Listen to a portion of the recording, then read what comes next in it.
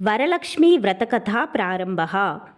ఒకనాడు పరమేశ్వరుడు కైలాసగిరియందు సకల మునిగణ సంసేవితుండయున్న సమయమున పార్వతీదేవి సవినయముగా ప్రాణేశ్వర, స్త్రీలు సకల ఐశ్వర్య సంపూర్ణులయుండుటకు ఆచరింపదగిన వ్రతము ఏదియో సెలవెయ్యుడు అని కోరెను.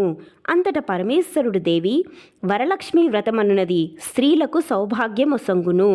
దానిని శ్రావణమాస శుక్లపక్షమందు పౌర్ణమికి ముందు వచ్చు శుక్రవారము నాడు చేయవలెను అని అనెను.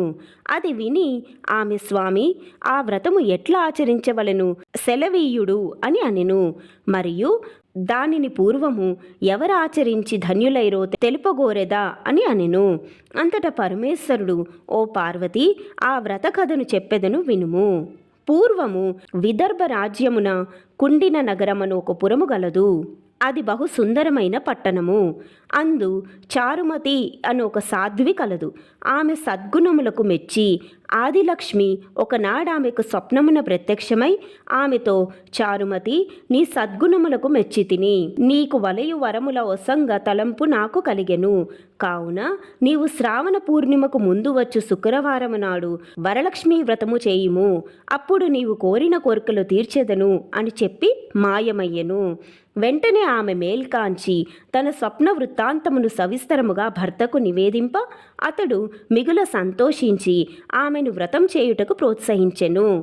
ఆ స్వప్న వృత్తాంతమును తెలిసిన పట్టణ స్త్రీలు శ్రావణ మాసము కొరకు ఎదురుచూచుచుండిరి.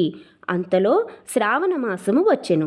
అంతటి చారుమతి వారందరితోనూ కలిసి నిర్ణీత దినమున స్నానము ఆచరించి ఒకచోట ఆవు పేడతో అలికి బియ్యముతో మండపము ఏర్పరిచి అందు వరలక్ష్మీదేవిని ఆవాహనము చేసి సాయంత్రమైన తరువాత అధిక భక్తితో లక్ష్మీం క్షీరసముద్ర రాజతనయాం శ్రీరంగధామేశ్వరీం దాసీభూత సమస్త దేవవనితాం లోకైక దీపాంకురాం శ్రీమన్మందకటాక్షలబ్ధ విభవద్ బ్రహ్మేంద్ర గంగాధరాం త్వాం త్రైలోక్య కుటుంబినీం సరసిజాం వందే ముకుంద ప్రియాం అని స్తుతించి 9 పోగులు గల తోరమును కుడి చేతికి గట్టుకొని యథాశక్తిని లక్ష్మీదేవికి వివిధ ఫలభక్ష పానీయ పాయసాదులు నైవేద్యముగా సమర్పించి ఒక ప్రదక్షిణము చేయుసరికి గల్లు గల్లను ధ్వని వచ్చుటచే వారు క్రిందికి చూడగా వారి కాళ్లకు గజ్జెలు, అందెలు, మున్నగు ఆభరణములు కనిపించెను. భక్తి తప్పకుండా వారు 2వ ప్రదక్షిణము చేయగా వారి హస్తములు నవరత్న ఖచిత కంకణములతో నొప్పెను. 3వ ప్రదక్షిణము చేసినంతనే వారి ఇంట్లు సకల సంపత్ సమృద్ధములు అయ్యెను.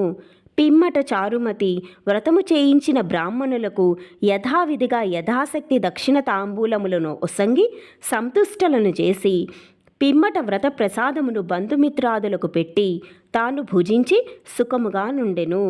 లోకోపకారముగా ఇట్టి వ్రతమును చేయించినందులకు పౌరులందరూ ఆమెను వేణ్ణోళ్ల పొగిడిరి. నాటి నుండి స్త్రీలందరూ ఆ వ్రతమును ప్రతి సంవత్సరమును చేయుచుండిరి. ఈ వ్రతమును అన్ని వర్ణముల వారును చేయవచ్చును. ఈ వ్రతాచరణ వలన వరలక్ష్మీ ప్రసాదము కలిగి సకల కార్యములందును విజయము చేకూరును అని శివుడు పార్వతీదేవికి చెప్పెను. ఉద్యాపనము కథయందే చెప్పబడి ఉన్నది. వరలక్ష్మీ వ్రతకథ సమాప్త. వరలక్ష్మీ దేవతార్పణమస్తు.